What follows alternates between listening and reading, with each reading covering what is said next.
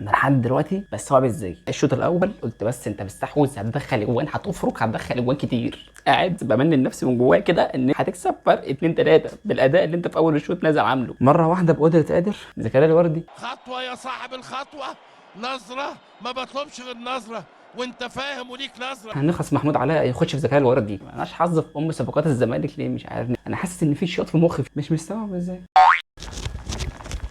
طلع غلي عشان انا من جوايا هموت. بذمتك ينفع كده؟ طب انا اعمل ايه؟ كنت عمال اعاير صحابي في الشغل ان انا اكسب السوبر، طب الحل ما اروحش الشغل يبقى شكلي وحش قوي، كده كده هيحفلوا عليا لما ارجع.